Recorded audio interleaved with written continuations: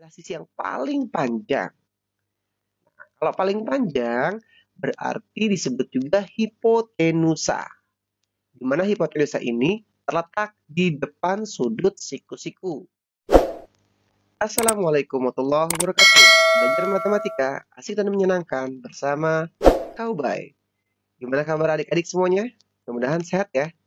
Pada kesempatan kali ini, kakak akan membahas tentang teorema Pitagoras. Teorema Pitagoras ini berada di kelas 8 ya, di kurikulum 2013 ini. Kemudian, setelah menonton video ini, kira-kira adik-adik bisa tahu tentang apa sih? Oke, yang pertama, adik-adik akan tahu konsep teorema Pitagoras. Ya, kalau sudah tahu konsepnya, maka Pitagoras mudah kalian kerjakan. Namun kalau konsep Pitagoras kamu belum kuasakan, maka Pitagoras itu seperti sulit sekali. Nah, makanya pahami konsep ya. Yang kedua, di konsep itu nanti ada istilah hipotenusa. Nah, yang ketiga, memahami rumusnya. Konsep sudah paham, maka rumus pun akan tahu. Akan mudah sekali. Dan yang ketiga, kalau rumus sudah bisa digunakan, maka kalian akan bisa menentukan panjang salah satu sisi segitiga siku-siku tersebut. Ayo, kita mulai saja dengan istilah teorema Pitagoras. Teorema Pitagoras? Teorema Pitagoras merupakan sebuah aturan matematika yang bisa dipakai dalam menentukan panjang salah satu sisi dari suatu segitiga siku-siku. Ingat, di sini adalah segitiga siku-siku. Oke. Kemudian, dalam kehidupan sehari-hari memang ada konsep Pitagoras dipakai. Ada ya, salah satunya seperti ini. Misalnya kamu mau bangun rumah atau menjadi sebuah arsitektur dan lain-lain, bagaimana cara menentukan panjang tangga dan berapa biayanya? Nah, ini salah satu konsepnya. Seperti itu.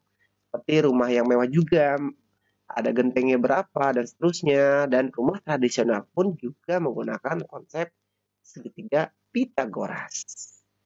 Ya, seperti itu ya. Paham ya adik-adik ya. Dan masih banyak lainnya. Kita masuk saja dalam pemahaman konsep. Kali ini ada segitiga ABC. ABC. Kemudian segitiga ABC ini untuk mempermudah, maka sisi AB itu sisi tegak. Dan BC adalah sisi datar. Dan AC adalah sisi miring. Ingat sisi miring. Di mana sisi miring ini adalah sisi yang paling panjang. Kalau paling panjang, berarti disebut juga hipotenusa. Di mana hipotenusa ini terletak di depan sudut siku-siku. Nah, B ini sudut siku-siku. Berarti sudut B itu bernilai berapa derajat? Siku-siku 90 derajat. Atau ada yang mengatakan sudut ABC. Nah, berarti B-nya ini adalah sudutnya. Sedangkan A dan C ini adalah ujung-ujungnya ya. Seperti itu. Berarti 90 derajat. Ini patokan untuk melihat hipotenusa itu berada di depan sudut siku-siku. Dan dia biasanya terpanjang. Sampai sini paham adik-adik ya? Paham dong? Oke, selanjutnya teorema Pitagoras itu ingat ya, berlaku hanya pada segitiga siku-siku. Di mana kuadrat sisi miring, nah berarti kalau sisi miring, ingat kuadrat sisi miring itu apa? AC ya. Berarti kuadrat sisi miring. Ini kayak gini. Kuadrat sisi miring sama dengan nah, jumlah kuadrat. Ingat jumlah, berarti dijumlah nantinya. Jumlah sisi yang lainnya. Berarti ada sisi apa? Sisi yang tegak apa? AB ya. AB, ingat ya kuadrat. Berarti kuadrat. Dan sisi lain itu BC. Berarti BC dalam bentuk kuadrat. Sehingga dari teori ini jadilah suatu rumus. Nah, AC kuadrat sama dengan AB kuadrat ditambah BC kuadrat. Oke, jelas ya sampai sini ya. Ingat AC ini adalah hipotenusanya. Seperti itu. Nah, rumusnya untuk mencari hipotenusa jadi seperti itu.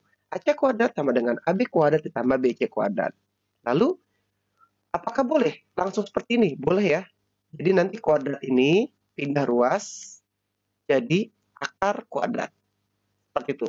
Ya. Jadi nanti tinggal AC sama dengan akar kuadrat dari AB kuadrat ditambah BC kuadrat. Ingat ya, jangan dihafal hurufnya. Pahami konsepnya, di mana AC ini adalah hipotenusa paling panjang, maka sisi yang pendek ditambah sisi yang pendek. Nah, itu aja. Jelas ya? Oke. Selanjutnya, misalnya kita anggap aja sisi datar itu A. Nanti kalau misalnya ada angka, jadi mudah ya. BC itu A. Misalnya AC itu B dan AB itu C. Maka seperti apa jadi rumusnya? Rumusnya adalah B kuadrat ya. Karena kan sisi yang terpanjang B kuadrat. Maka sisi yang pendek itu A dan C. Bisa A kuadrat ditambah C kuadrat atau C kuadrat ditambah A kuadrat, sama aja. Ya, penjumlahan itu boleh ditukar-tukar. Jelas ya sampai sini ya. Jadi B kuadrat itu adalah A kuadrat ditambah C kuadrat.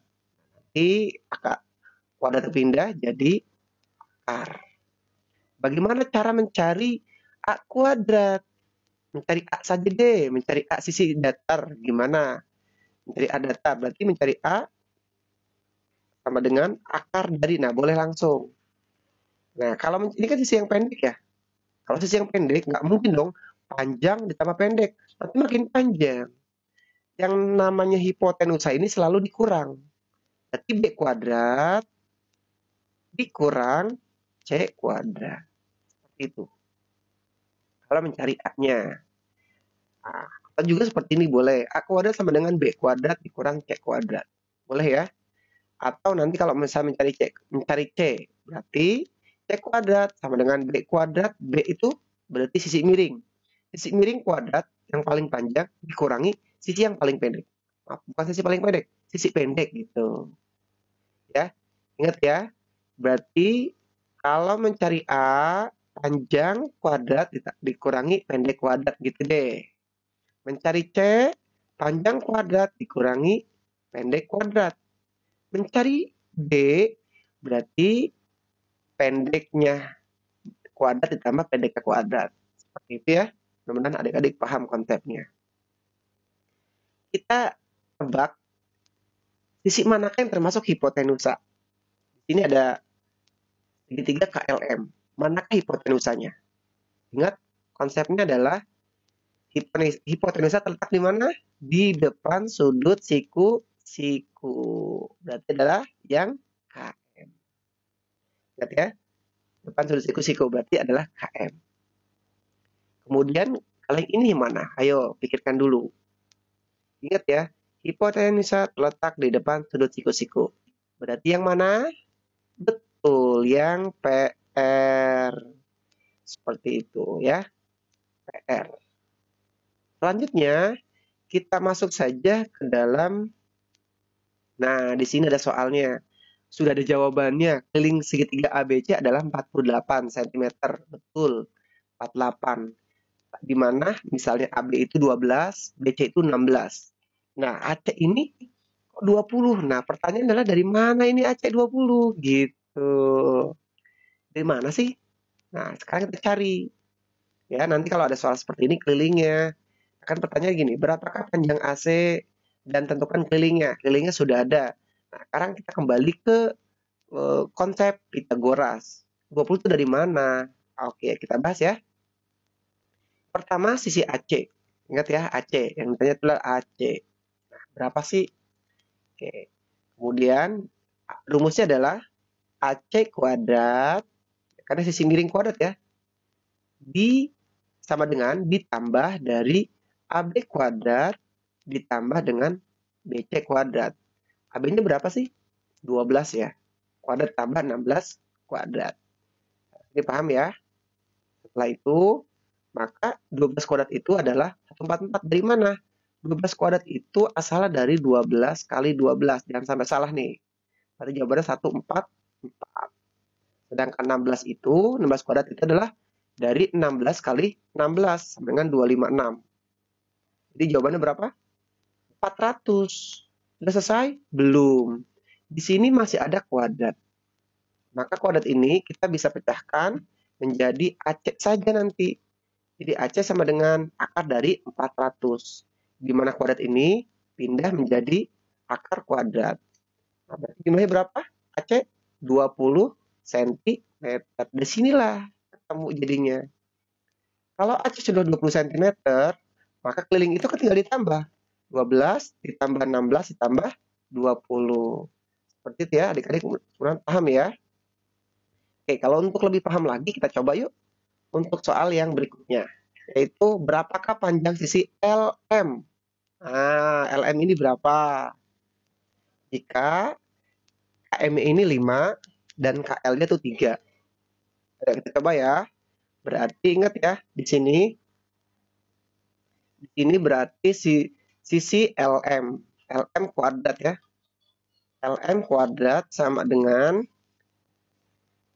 KM kuadrat dikurang L kuadrat. Betul ya? Ingat ya. Berarti sisi pendek ini kan LM ya, pendek.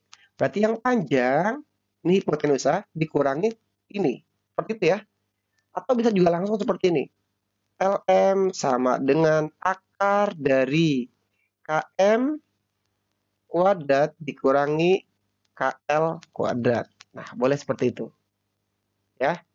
Jadi langsung saja ya kita coba KM kuadrat berapa?